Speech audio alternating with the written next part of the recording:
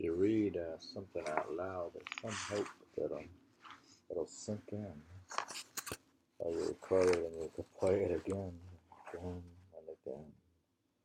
Then there's some chance that might sink in. We're reading Mysticism by Evelyn Underhill and Mysticism and Theology.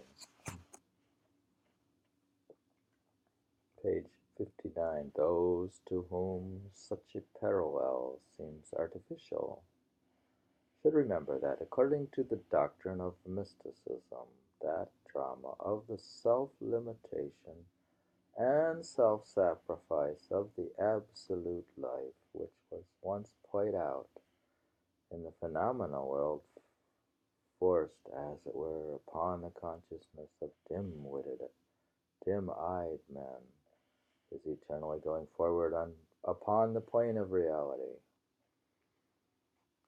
It's an amazingly long sentence. Did you follow that one? To them, the cross of Calvary is implicit in the rose of the world. The law of this infinite life, which was in the incarnation expressing its own nature in human terms, must then also be the law of the finite life, insofar as that life aspires to expressing its own nature in human terms, must then also be the law of the finite life, insofar as that life aspires to transcend individual limitations, rise to freedom, and attain union with infinity. It is this governing idea that which justifies the apparently fanciful allegorizations of Christian history which swarm in the works of the mystics. Swarm.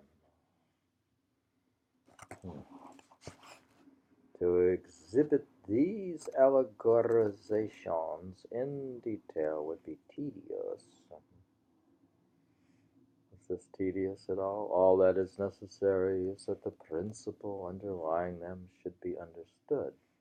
I give then that but one example, which is referred to by mystical writers to the Nativity, and concerns the eternal birth or generation of the Son or Divine Word. We're talking about the Trinity here. This birth is in its first and cosmic sense the welling forth of the Spirit of life from the divine abyss of the unconditional Godhead. Quote, from our proper ground, that is to say, from the Father, and all that which lives in him, there shines, says Rybrock, Ruysbrock, Ruysbroek, quote, an eternal ray, the which is the birth of the Son. It is this perpetual generation of the Word that Meister Eckhart speaks when he says in his Christmas sermon, we are celebrating the feast of the eternal birth which God the Father has borne and never ceases to bear in all eternity, whilst this birth also comes to pass in time and in human nature. St. Augustine says, this birth, capital B, birth, is ever taking place, quote, at this point with that strong practical instinct which is characteristic of the mystics. Eckhart turns abruptly from speculation to immediate experience. And continues, quote, but if it takes not place in me, what avails it? Everything lies in this, that it should take place in me. So do you think that the Word takes birth within me, in the Son? Here, in a few words, the two twofold character of the mystic birth is exhibited. The interest is suddenly deflected from its cosmic to its personal aspect, and the individual is reminded that in him, no less than in the archetypal universe, real life must be born if real life is to be lived. Quote, when the soul brings forth the sun, says Eckhart in another place, quote, it is happier than Mary. The soul can bring forth the sun. Since the soul, according to mystic principles, can only perceive reality in proportion as she is real, know God by becoming godlike, it is clear that this birth is the initial necessity. The true and definitely directed mystical life does and must open with that most actual, though indescribable phenomenon, the coming forth into consciousness of man's deeper spiritual self, which uh, ascetical and mystical writers of all ages have agreed to call regeneration or rebirth. Rebirth. Nothing is that is within him is able of its own power to achieve this. It must be evoked by an energy, a quickening spirit which comes from beyond and beyond the soul, and, quote, secretly initiates what he openly crowns. We have already considered the new birth in its purely psychological aspect of the emergence of the transcendental sense.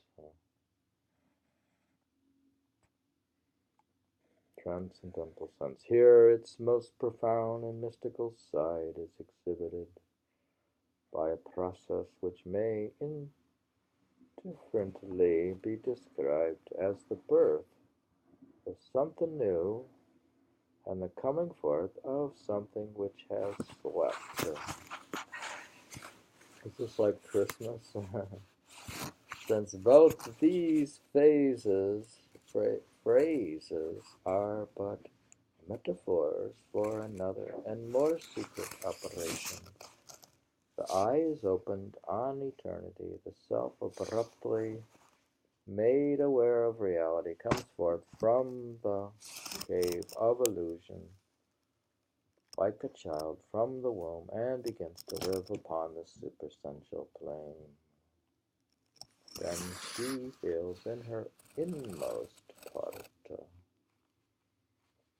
a new presence, a new consciousness. It is hardly an exaggeration to say a new person, weak, demanding nurture, clearly destined to pass through many phases of development before its maturity is reached, yet of so strange a nature that in comparison with its environment she may well regard it as divine. This changing, this upsetting is called rebirth. To be born simply means to enter into a world in which the senses dominate, in which wisdom and love languish in the bonds of individuality. To be reborn means to return to a world where the spirit of wisdom and love governs and animal man obeys. So Eckhartshausen. It means, says Jane Lead, to bring forth a new created godlike similitude in the soul. He is brought forth, says Eckhartshausen, again in the stable previously inhabited by the ox of passion and the ass of prejudice. The ox of passion and the ass of prejudice. His mother, says Bohemy, is the Virgin Sophia, the divine wisdom, or the mirror of the being of God. With the emergence of this new factor in the conscious field, this spiritual birth, the mystic life begins. As the Christian epoch began with the emergence of divine spirit in the flesh, paradise, says Bohemy, is still in the world, but man is not in paradise unless he be born again. In that case, he stands therein in the new birth, and tastes here and now that eternal life from which he has been made.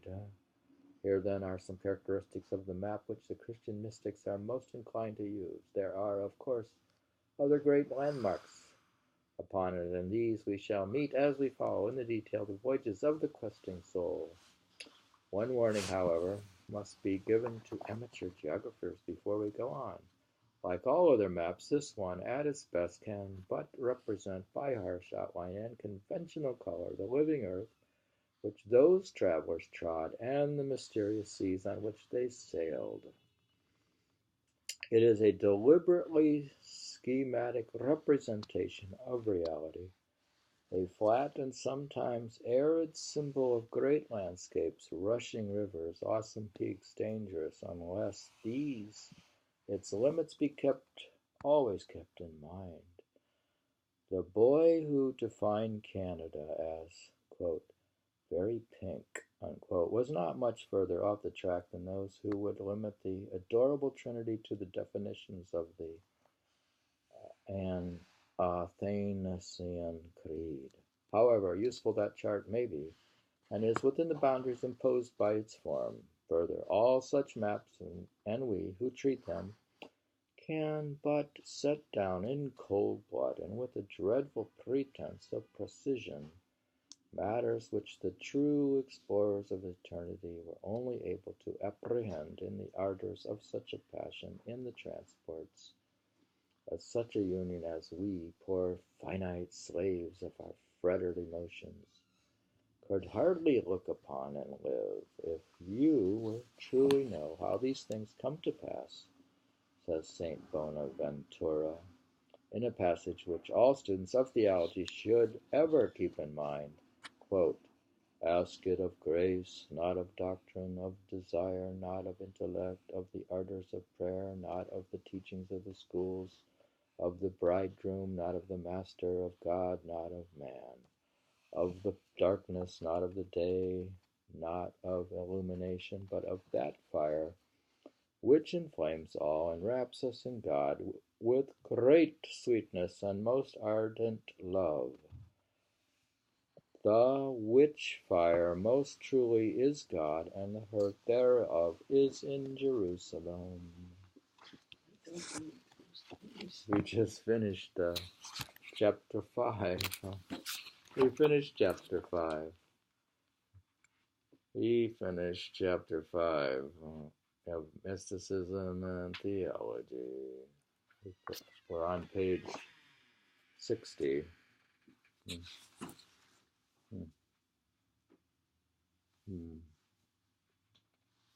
What do you think? We are reading from Mysticism, Evelyn Underhill, on Mysticism and Theology.